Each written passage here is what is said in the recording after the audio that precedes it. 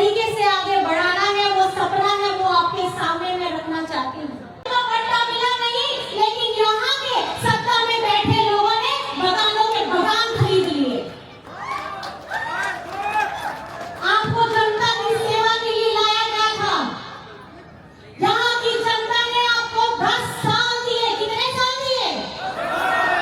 10 साल में आप लोगों का कुछ अगर मंगल हुआ है तो हमें बताइए।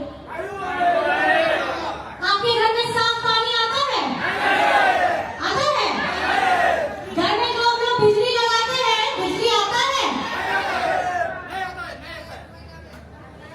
फ्री तो मिलता ही नहीं होगा इस राज्य में कुछ भी। और एक और चीज मैं पूछना चाहती हूँ, कभी आप लोगों ने इसको सोचा है या इसको जानने का आप लोगों को जानकारी मिली है कि नहीं मिली है? असम ही ऐसा राज्य नहीं है जहाँ चाय उगती है। असम ही ऐसा राज्य नहीं है जहाँ चाय उगती है। हमारे भारत देश में अलग अलग राज्यों में भी चाय उगती है, लेकिन सबसे खुशी की बात यह है कि जो असम में चाय मिलती है, इसकी खुशबू सिर्फ हमारे देश में ही विदेशों में भी इसका प्रचलित है और इसकी खुशबू दूर तक जाती है। लेकिन बड़े दुर्भाग्य के साथ मैं कुछ बातें आपके सामने बताना चाहूंगी। हमारे भी इस भारत राज्य के अन्य राज्यों में, दक्षिण भारत में तमिलनाडु हो, केरला हो, वहां पे मजदूरी दर है 400 रुपया, 500 रुपया।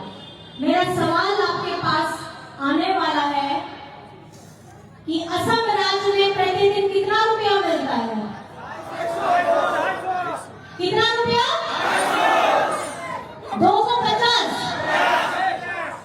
जब चाय असम की इतनी स्वादिष्ट है, जब चाय हमारे असम के लोगों ने इतनी मेहनत से उगा दिया है, दोनों हाथों से पत्ते चुन चुन करके जेब में डाल करके उसको तलवा करके 15 दिन के बाद जब पैसा लेने जाते हैं तो वो 250 रुपए क्यों प्रतिदिन रहता है? क्या वो 500 रुपए नहीं हो सकता?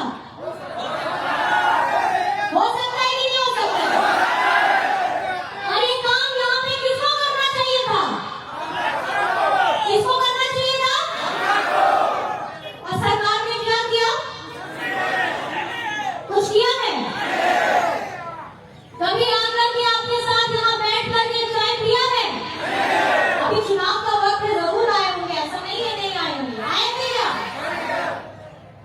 देखिए, चुनाव का वक्त है, बहुत सारे लोग आएंगे, मीठी मीठी प्यारी प्यारी बात करेंगे, आपको बहलाएंगे, फुसलाएंगे, आपके साथ फोटो जरूर खिंचवाएंगे, आपके घर में बैठ करके चाय जरूर पिएंगे। लेकिन जैसे ही ये चुनाव खत्म होगा, वो 5 साल की गहरी नींद में चले जाएंगे, क्योंकि उनका काम था आपसे लेकर के प्यारी मीठी बात बोल करके आपका वोट ले लेना है। लेकिन इन्हें अभी नहीं पता कि असम में जेएमएम जेबीपी साथ मिलकर के जो लड़ाई आप लोगों के हक और आपके अधिकार के लिए लड़ रहा है, वो असम आ चुका है। और हमारे असम के लोगों और भाइयों और हमारी बहनों को ये अब आपको अपनी लड़ाई पहले खुद लड़नी होगी, उसके बाद हम आपके लिए हमेशा खड़े हैं। ये जो चुनावी सभा है, ये चुनावी सभा में हम जो अपनी बातें कह रहे हैं, चुनाव खत्म होने के बाद हम फिर दोबारा आएंगे, क्योंकि आपके हक अधिकार के लिए, आपका मालिकाना जमीन हक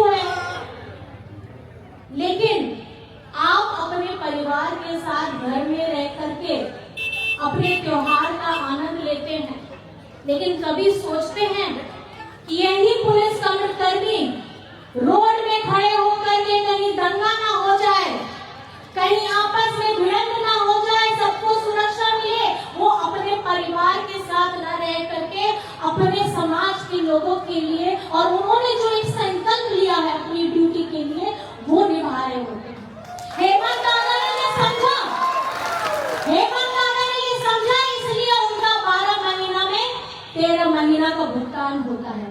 हमें गर्व है, हमें गर्व है कि हमें ऐसे लोग मिले हैं जो पूरी निष्ठा के साथ, पूरी ताकत के साथ, अपनी पूरी शक्ति के साथ अपने समाज को सुरक्षित रखने के लिए अपने त्योहारों को अपने लोगों के साथ बिता करके रोड में, गली में, मोहल्लों में अपनी ड्यूटी निभाते हैं। मैं सल्यूट करती हूँ, मैं सल्यूट करती हूँ ऐसे लोगों का जिन्होंने अपने परिवार की खुशी से पहले अपनी जिम्मेदारी को समझी। यही जिम्मेदारी हमारे नेता में होनी चाहिए, यही जिम्मेदारी हमारे उन सभी प्रतिनिधियों में होनी चाहिए कि आपका फर्ज बनता है कि आपको अगर चुना गया है, आपको अगर चुना गया है, मतलब आपका पहला कर्तव्य जनता के प्रति होना चाहिए।